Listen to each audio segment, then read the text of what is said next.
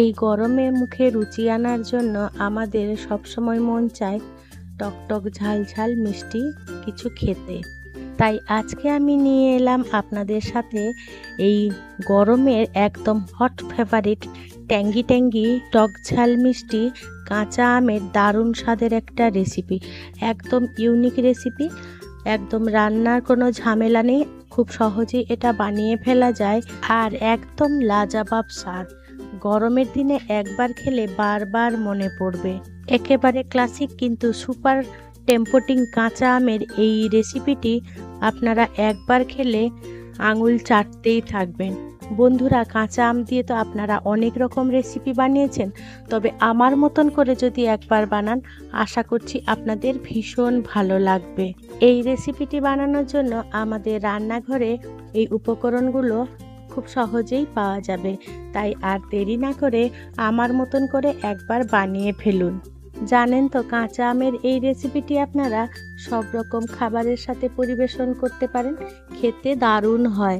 যে সকল বন্ধুরা আমার এই ভিডিওটি দেখছেন তাদের কাছে অনুরোধ করছি আমার এই রেসিপিটি সম্পূর্ণ দেখার জন্য, যাতে কিনা কোনো স্টেপ মিস না হয়ে যায়।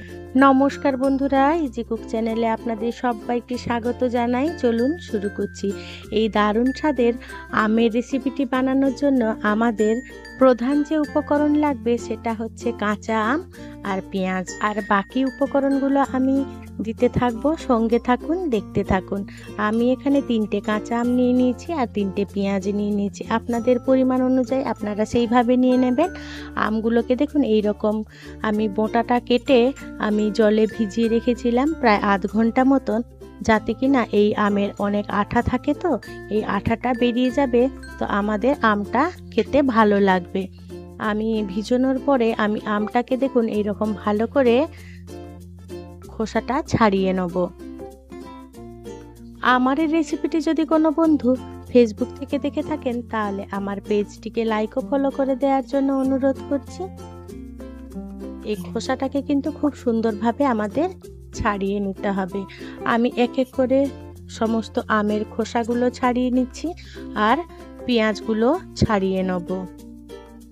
দেখুন আমার সমস্ত আম খুব সুন্দরভাবে আমি ছাড়িয়ে নিয়েছি।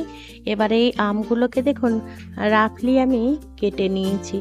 আপনাদের পছন্দ মতন আপনারা সেইভাবে কেটে নিতে হবে, তবে এই আমের কোনো কাটার কোনো সাইজ নেই। আর দেখুন এর ভেতরে যে আঁটিটা আছে, আঁটিটা আমি ফেলে দেবো। আঁটিটার গায়ে যতটুকুনি আম ছিল সবগুলোই কিন্তু আমি নিয়ে নিয়েছি। এবারে আমগুলোকে আমি আবারও ভালো করে ধুয়ে পরিষ্কার করে নেব। এবারে একটা মিক্সির গ্রাইন্ডার জার নিয়ে নিয়েছি, তার মধ্যে আমি ধুয়ে রাখা আমগুলো দিয়ে দিলাম। আমি এবারে দিয়ে দেবো কিছুটা নারকোল। আপনারা চাইলে এখানে নারকোল কোড়াও দিতে পারেন, তাতে কোনো অসুবিধা নেই। এবারে ঝালের জন্য আমি এখানে একটা শুকনো লঙ্কা দিয়ে দিলাম, 4-5টা রসুন দিয়ে দিলাম। এবারে কেটে রাখা পেঁয়াজগুলো আমি দিয়ে দিলাম। এবারে দিয়ে দেবো 1 চামচ জিরে, আর রঙের জন্য দিয়ে দেবো কাশ্মীরি লঙ্কা গুঁড়ো 1 চামচ, আর সামান্য একটু হলুদ গুঁড়ো। আমি এখানে 1 চামচ আদা বাটা দিলাম, আপনারা চাইলে এমনি গোটা আদাও দিতে পারেন। এবারে স্বাদ মতো নুন দিয়ে দিলাম আর দিয়ে দিলাম 1 চামচ চিনি। চিনিটা অবশ্যই দেবেন, নয়তো ভালো লাগবে না। এবারে আমি ঢাকা দিয়ে এটাকে পেস্ট বানিয়ে নেব। খুব একটা ফাইন পেস্ট বানানোর দরকার নেই, একটু দরদরা টাইপের থাকলেও ভালো লাগবে খেতে। দেখুন কালারটা কত সুন্দর হয়েছে। এবার বাটা হয়ে গেলে আমি একটা বাটিতে এটাকে ট্রান্সফার করে নেব। আমার এই রেসিপিটি যদি কোনো বন্ধু ইউটিউব থেকে দেখে থাকেন তাহলে আমার এই ক্ষুদ্র চ্যানেলটিকে সাবস্ক্রাইব করে আমার পাশে থাকার জন্য অনুরোধ করছি। আর পাশে থাকা বেল আইকনটি কিন্তু ক্লিক করতে ভুলবেন না, ওটা কিন্তু অলে দিয়ে দেবেন, যাতে আমার দেওয়া সমস্ত ভিডিও নোটিফিকেশন আপনারা খুব সহজেই পেয়ে যান। তার জন্য দেখুন কথা বলতে বলতে আমার সমস্ত আম বাটাগুলো ঢালা হয়ে গেছে। কালারটা দেখুন কত সুন্দর হয়েছে। আপনারা এইভাবেও খেতে পারেন, তবে আমি একটু এটাকে চটপটা বানানোর জন্য একটা তড়কা বানিয়ে নেব। এই তড়কাটা দিলেও আরো ভালো লাগবে খেতে। এবার তড়কা বানানোর জন্য আমি গ্যাসের কাছে চলে এলাম। গ্যাসে একটা ফ্রাইং প্যান বসিয়ে দিয়েছি, তাতে আমি 1 চামচ সর্ষের তেল নিয়ে নিলাম। ফোড়নে দিয়ে দেবো একটা শুকনো লঙ্কা। লঙ্কাটাকে প্রথমে একটু ভেজে নেব। তারপরে আমি এখানে ফোড়নে দিয়ে দেবো 1 চামচ করে কালো সর্ষে আর জিরে। এবারে আমি দিয়ে দেবো 4-5টা গোটা রসুন। এই রসুনগুলোকে সামান্য একটু থেতো করে নিয়েছিলাম। তারপরে দিয়ে দেবো হিং আর দিয়ে দেবো কিছুটা কারি পাতা। এগুলোকে একটু ভালো করে নাড়াচাড়া করে ভেজে নেব।